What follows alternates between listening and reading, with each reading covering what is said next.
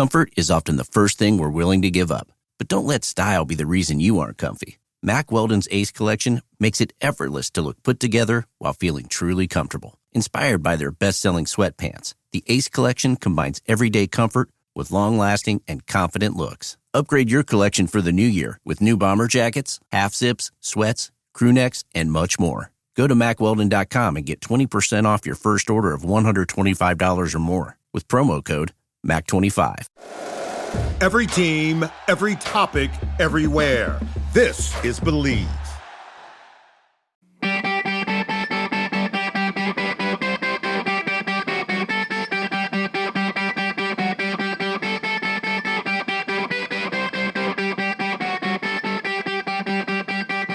What's up, everybody? Friday Face-Off here. We got a special guest. We don't usually bring in guests on Friday Face-Offs, but we got a really good one here today. This guy is part of the mastermind behind USA Hockey's coaching management and coaching education system. And so we got Zack Nowak. Zack, what's up, my man? What's up? Super happy to be on. Super excited that you reached out, and I know that you had Mac on, and that one's probably already live now. So Mac, I would say is our mastermind, our leader, along with Brent Seidel. But I'm happy to be like the Robin in the background, like the sidekick here. There we go. Humility is the hockey trait. I like it.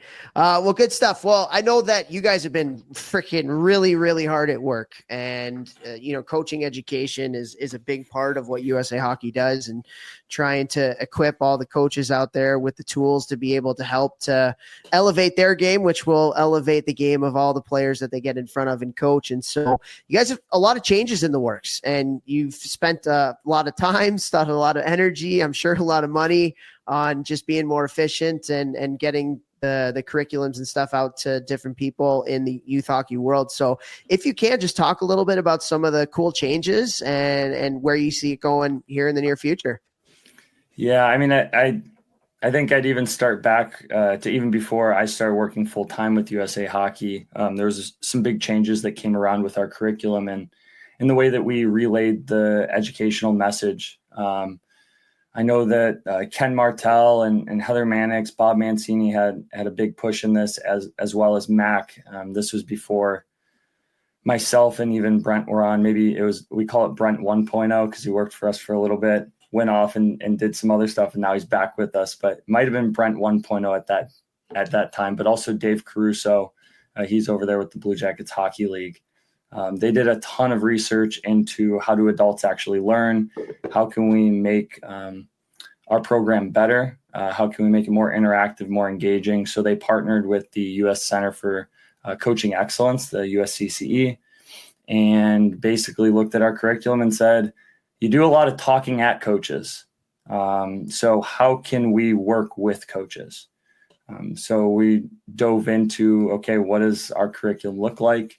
What does the engagement look like? How do we get them interacting with the materials more and less of this sage on the stage and we're going to talk at you for, 7.5 hours, and more of, hey, here's some nuggets of information. Now go work with it, go play with it, get some feedback from the group, lots more breakouts. And then COVID happened. They had this whole plan of like, hey, this is how we're going to do it in person. COVID happened.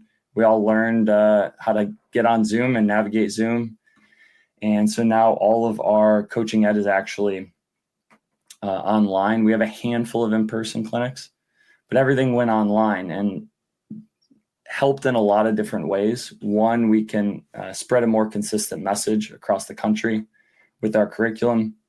And then we gave the opportunity for more coaches to get involved. So the coach in West Virginia no longer has to drive 3-4 hours and spend an entire weekend at a coaching clinic. They can hop on a Zoom call for 3.5 hours one day, and then maybe 2 days later, hop on another Zoom call and get their coaching certification. So I'd say that was the big change to start. And because of that big change, we've asked the question a lot of, are we doing what's best for our learners? And more recently, we made the big change with changing our learning management system. Previously, we were on like 5 different platforms, and it was so painful to do a lot of different things in coaching ed. It was painful I found it so painful even just to get my annual confirmation number. I'd forget where it is, and I'd have to search through my emails.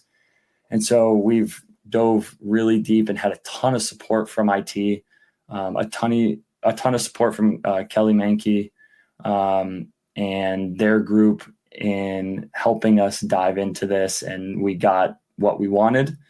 And now we have a one-stop shop for coaching ed, officiating education, and even our coach developers and officiating developers, or what essentially our instructors, they have training on there too. So that's been the big change, and just constantly asking ourselves kind of what's best for our people. And so that's what's new. We just launched it recently in, I think July 18th was the launching day, and we're trying to beef it up as we go. Adding more modules. Just recently had the level 5 where we filmed tons of content that we're planning to push out for continuing education and other purposes. So yeah, awesome. Really long answer. And I'm sure things are going to continue to change moving forward. No, that's awesome, man. I think, and I was one of those people who would go and speak at conferences at people. And then I've also been to conferences now with the change where you go and it's a lot more collaborative, and, it's people, and those are kind of what we do with the Hockey Think Tank too. And I feel like it's so much better because youth coaches, and even me as a college coach, right? I say this all the time. Like I didn't know what it was like to be a youth coach until I became a youth coach. And so like, there's so much more sharing of ideas that actually might translate from across different ways. And yeah, I love that direction that you guys took it. And then the learning management system, just streamlining everything to make it easier for people. I think that's huge. But the other thing that I wanted to ask you about here, Zack, that I love is that just a renewed emphasis on like the grassroots, like the 6U, 8U youngest of kids. And I feel like even with us on our podcast, and like a lot of what is talked about on social media and stuff is about the elite athlete or about the older athletes and stuff like that. But you guys have made a conscious choice again to kind of really revamp and re-energize the grassroots, the 6U, 8U. So can you talk a little bit about that and just some of the different ways that you've brought that back to the forefront and how impactful that is potentially going to be for, I think, the whole freaking game of hockey? Yeah, it's critical. I mean, grassroots is everything. You build from the base, right? And if you can build a strong base, like, you're going to make the top a lot better. And back when they first implemented the ADM, I think the ADM commonly gets the misconception that it's just 8U hockey.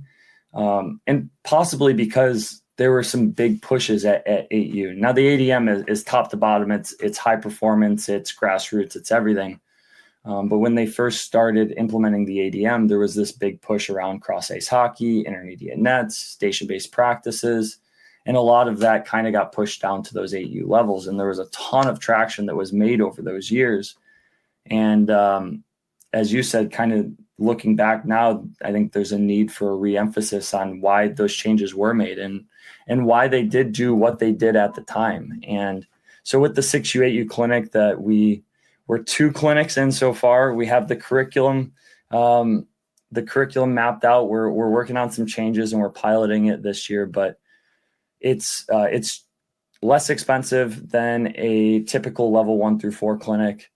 It's a smaller time requirement. So it's 3.5 hours. It's 1 day. And the goal with this is, how do we get better people on the ice spreading the message, right? And when I say better people, like, there are tons of parents out there, teachers out there, doctors out there that want to get on the ice and help, but some of our requirements are a little bit higher, right? It's, our level 1 is 2 days, 7.5 hours in total. You have to take the modules. They can be expensive. Like, we're very, it can be, right? Especially for the volunteer coach.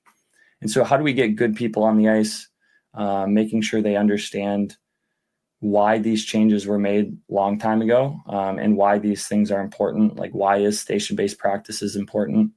Like, there was some research done by Charles University that showed that, well, kids are getting significantly more reps, right?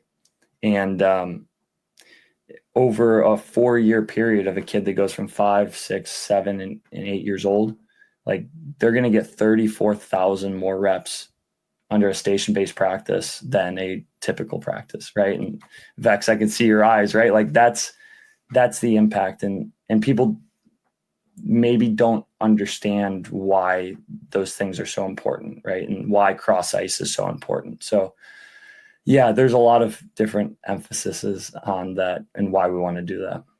To all the people out there hating on cross ice and being like, they have to play on the full ice. I mean, 30, what did you say? 34,000? Yeah. Well, that's within station-based practice. But I mean, to that point, cross ice and half ice, like the reps that the kids get, you're getting 2 times, if not more reps at things like change of direction, passing, shooting, stick handling, puck protection, puck possession. Charles University also did a study there. USA Hockey did their own research as well. It's actually probably our second most popular video on the main YouTube channel, just behind the one of adults playing on what it feels like for an 8U player to play on full ice. I don't know if you've seen that playing video. on the big pond. Yeah, it's enormous, right? That's our top video all time. But yeah, like tons more reps, and it's more like the game, right? Like you think about basketball. You ever watch a kid shoot a basketball on a adult-sized basketball hoop with an adult-sized basketball? They don't use the proper technical, right, like movements because they can't get the ball up there. They got to use that Fisher Price thing that Toph still uses to this day. Thank you. That is true. I can dunk on the Fisher Price nets, guys. Beat it. Zach, well, thanks, man. This was awesome. I think it's you guys are doing a great job. And so I think it's cool, like after Mac's podcast to be able to talk a little bit more about some of the tangible things from a coaching education perspective. And you say Hockey's just trying to make it easier for everybody to get a little bit more informed about the game through their coaching education platforms. Like Zach said, through the new learning management system and kind of streamlining everything for everybody. And then it's cool investing into the youngins again is awesome, man. So Zach, appreciate your time, appreciate all you're doing for USA Hockey, and keep growing that game, man. Keep doing a great job.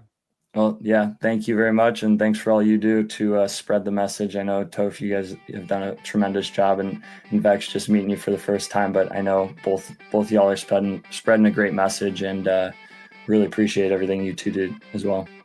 You bet. Appreciate it, man.